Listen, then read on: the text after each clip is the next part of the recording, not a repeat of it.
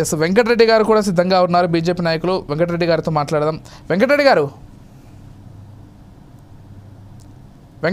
నమస్కారం అండి. Good evening. నమస్తే గుడ్ ఈవినింగ్ అండి. ఎలా చూడాలండి, నేను అన్నట్లుగా తెలంగాణలో గత ప్రభుత్వంలో కావచ్చు, ఈ ప్రభుత్వంలో కావచ్చు, ప్రశ్నాపత్రాల లీకేజీ లేకపోతే ఇటువంటి పొరపాట్లని కూడా చెప్పలేము వీటిని. ఎందుకంటే ఇంతమంది విద్యార్థుల జీవితానికి సంబంధించినటువంటి ఒక అంశంలో చిన్న పొరపాటు చేసేసామని చెప్పుకునేంత చిన్న పొరపాటు అయితే ఖచ్చితంగా కాదు ఇది. ఎందుకంటే తెలుగు ఎగ్జామ్ రోజు హిందీ పేపర్ ఇవ్వడం ఏంటండి, అంత నిర్లక్ష్యంగా ఉన్నారా? మరి అంటే ఆ మాత్రం తెలియదా? తెలుగు పేపర్కి హిందీ పేపర్కి తేడా తెలియనంతగా అధికారులు వ్యవహరిస్తున్నారా, లేకపోతే ఎక్కడ తప్పు జరుగుతోంది? ఎలా చూస్తారు అసలు ఈ అంశాన్ని? ఈరోజు 10th క్లాస్ SSC ఎగ్జామ్స్ మొదలైనాయి. ఎగ్జామ్స్ రోజు ఆల్మోస్ట్ దగ్గర ఈ తెలంగాణ రాష్ట్ర వ్యాప్తంగా 5,09,403 స్టూడెంట్స్ అపీర్ అవుతా ఉన్నారు. దగ్గర 11,547 స్కూల్స్ నుంచి ఈరోజు పరీక్షలకి హాజరవుతా ఉన్నారు. ఈరోజు ముఖ్యంగా చెప్పాలంటే తెలుగు పేపర్ ఎగ్జామ్. ఈ తెలుగు పేపర్ ఎగ్జామ్ రోజు మంచిర్యాల జిల్లాలో దగ్గర ఒక సెంటర్లోనే 9,189 మంది స్టూడెంట్స్ ఉంటే దగ్గర 49 సెంటర్ల నుంచి ఆ సెంటర్లల్లో ఇంతమందికి ఈ మంచిర్యాల డిస్ట్రిక్ట్లో మరి ఈ తెలుగు పేపర్ బదులు హిందీ పేపర్ ఇవ్వటం అనేది దుర్మార్గమైన చర్య. ఎందుకంటే ఎంతమంది సఫర్ అవుతారు. ఈ స్టూడెంట్స్ బేసిక్ ఏంటంటే మెంటల్గా ప్రిపేర్ అయ్యి వస్తారు. తెలుగు రాయాలనే ఆలోచన ఉంటుంది కాబట్టి తెలుగు పేపర్ వస్తుందనే ఆలోచనతో వాళ్ళంతా కూడా బాగా ప్రిపేర్ అయ్యి వస్తారు. కానీ తెలుగు పేపర్ బదులు హిందీ పేపర్ ఇచ్చి వాళ్ళందరినీ కూడా షాక్ గురి చేసిన పరిస్థితి మనం ఈరోజు పేపర్లలో చూసాము. ఇప్పుడు మనం చూస్తా ఉన్నాం.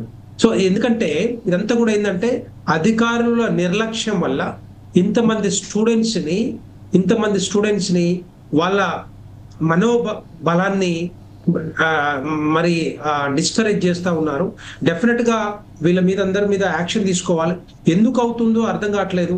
అంతకుముందు 2023లో ప్రతి సంవత్సరం ఎక్కడో ఒక దగ్గర లీక్లో లేకపోతే ఒక పేపర్ బదులు ఇంకో పేపర్ రావటమో లేకపోతే ఏదో ఒకటి జరుగుతూ ఉంది.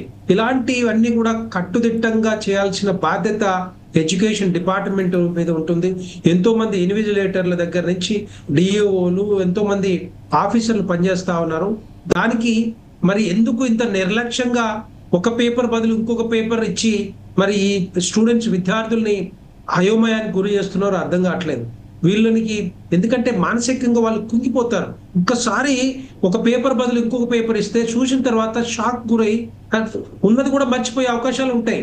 సైకలాజికల్ గా మెంటల్ గా వాళ్ళు ఎట్లా ప్రిపేర్ అవుతారు? ఈరోజు తెలుగు పేపర్ లో ఈ క్వశ్చన్స్ వస్తాయి, దీనికి రాయాలి, ఆన్సర్ రాయాలి అనే ఒక ఆలోచన ఉంటుంది. కానీ సడన్ గా ఈ తెలుగు పేపర్ బదులు ఇంకొక పేపర్ ఇచ్చినట్లయితే డెఫినెట్ గా ఎవరైనా కూడా తెలుగు విద్యార్థులే కదా మనం కూడా షాక్ గురయ్యే పరిస్థితి కనపడతా ఉంటుంది. ఎందుకంటే దాన్ని మరి ఏ విధంగా కంట్రోల్ చేయలేకపోతా ఉన్నారు, ఎవరు దానికి వెనకాల ఉంటున్నారు, ఈ తతంగం వెనకాల ఎవరు పంపిస్తా ఉన్నారు పేపర్లని? ఫ్యూన్లు పంపిస్తున్నారా లేకపోతే అసిస్టెంట్లు పంపిస్తున్నారా?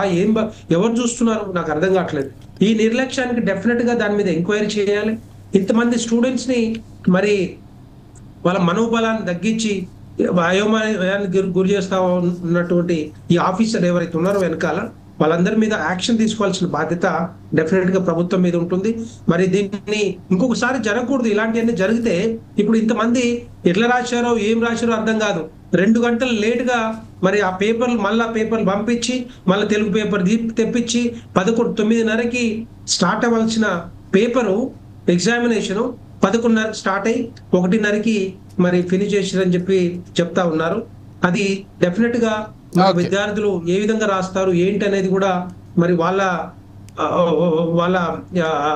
మీద ఆధారపడి ఉంటుంది. ఎందుకంటే సైకలాజికల్ గా డిస్టర్బ్ అయి ఉంటారు కాబట్టి దాన్ని నెక్స్ట్ టైం ఎక్కడైనా ఏమైనా జరగాలంటే ఇలాంటివి జరగకుండా ఉండాలంటే డెఫినెట్ గా వాళ్ళ మీద స్ట్రింజెంట్ యాక్షన్ తీసుకోవాల్సిన బాధ్యత ఎడ్యుకేషన్ డిపార్ట్మెంట్ మీద ఉంటుంది, ప్రభుత్వం మీద ఉంటుంది. రైట్ వెంకటరెడ్డి గారు, ఒక్కసారి విద్యార్థుల తల్లిదండ్రులు దీనికి